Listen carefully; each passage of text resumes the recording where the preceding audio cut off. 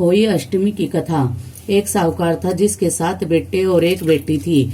कार्तिक के महीने में दिवाली से पहले अष्टमी को अपने मकान की लिपाई पुताई करने के लिए सातों बहुएं अपनी इकलौती नंद के साथ जंगल में जाकर खदान में मिट्टी खोद रही थी। वहां पर शाहू की मांद थी। मिट्टी खोदते समय नंद के हाथ से कुदाली शाहू के बच्चे को लग गई और वह तुरंत मर गया। इससे शाहू माता बहुत नाराज हो गई और बोली, मैं तेरी कोख बांधूंगी। नंद अपनी सातों भाभियों से बोली कि तुम में से कोई अपनी कोख बंधवा लो। तब 6 भाभियों ने अपनी कोख बंधवाने से इनकार कर दिया, परंतु छोटी भाभी सोचने लगी, यदि मैंने भी अपनी कोख नहीं बंधवाई तो सासू जी नाराज होगी। यह सोचकर नंद के बदले में छोटी भाभी ने अपनी कोख बंधवा ली। इसके बाद छोटी बहू के जो बच्चा होता वह 7 दिन का होकर मर जाता। एक दिन उसने पंडितानी जी को बुलाकर पूछा कि मेरी संतान 7वें दिन मर जाती है, इसके लिए मैं क्या करूं?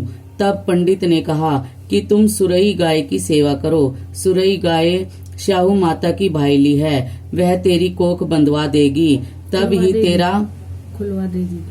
वह तेरी कोख खुलवा देगी, तब ही तेरा बच्चा जिएगा। अब वह बहुत जल्दी उठकर चुपचाप सुरई गाय के नीचे साफ सफाई कराती। गाय एक पैर से लंगड़ी थी। गौ माता बोली कि हर रोज उठकर कौन मेरी सेवा कर रहा है, मैं आज देखूंगी। गौ माता खूब सवेरे उठी तो क्या देखती है कि साहूकार के बेटे की बहू उसके नीचे साफ सफाई कर रही है। गौ माता बहू से बोली कि क्या मांगती है? साहूकार की बहू बोली कि शाहू माता तुम्हारी भाईली है और उसने मेरी कोख बांध रखी है, मेरी कोख खुलवा दो। गौ माता ने कहा, अच्छा। गौ माता साहूकार की बहू को अपनी भाईली के पास लेकर चली। रास्ते में कड़ी धूप थी। वे दोनों एक पेड़ के नीचे बैठ गई।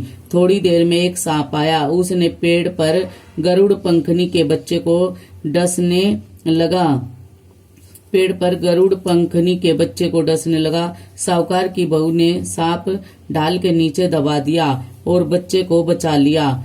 थोड़ी देर में गरुड़ पंखनी आई तो वहां खून देखकर शाहू की बहू को चोंच मारने लगी। साहूकार की बहू ने कहा, मैंने तेरे बच्चे को नहीं मारा, बल्कि सांप तेरे बच्चे को मारने आया था। मैंने तो उससे तेरे बच्चे की रक्षा की है। यह सुनकर गरुड़ पंखनी बोले कि मांग, तू क्या मांगती है? वह बोली, 7 समुंदर पार शाहू माता रहती है, हमें तुम उसके पास पहुंचा दो।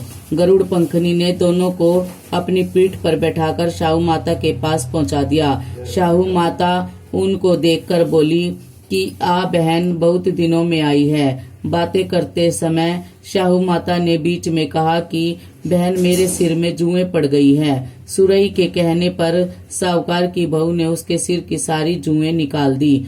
इस पर शाहू माता ने प्रसन्न होकर कहा, तूने मेरे सिर में बहुत सलाई फेरी है, इसीलिए तेरे 7 बेटे और 7 बहू होंगी। वह बोली, मेरे तो एक भी बेटा नहीं, 7 बेटे कहाँ से होंगे? शाहू माता बोली, वचन दिया है, वचन से फिरू तो धोबी की कुंड पर कंकड़ी हूँ।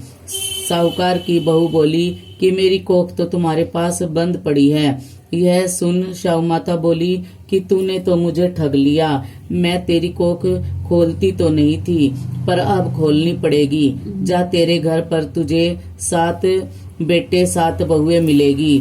तू जाकर 7 उद्यापन करियो, 7 होई बनाकर 7 कढ़ाई करियो। वह लौट कर घर आई तो वहां देखा कि 7 बेटे 7 बहुएं बैठी हैं। उसने 7 होई बनाई, 7 उद्यापन किए, 7 कढ़ाई करी। शाम के समय जेठानी आपस में कहने लगी कि जल्दी जल्दी धोख पूजा कर लो। कई छोटी बच्चों को याद करके रोने लगे।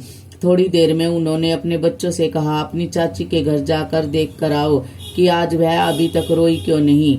बच्चों ने आकर कहा कि चाची तो होई बना रही है, खूब उद्यापन हो रहा है। यह सुनते ही जेठानियां दौड़ी दौड़ी वहां आई और आकर कहने लगी कि तूने कोख कैसे खुलवाई?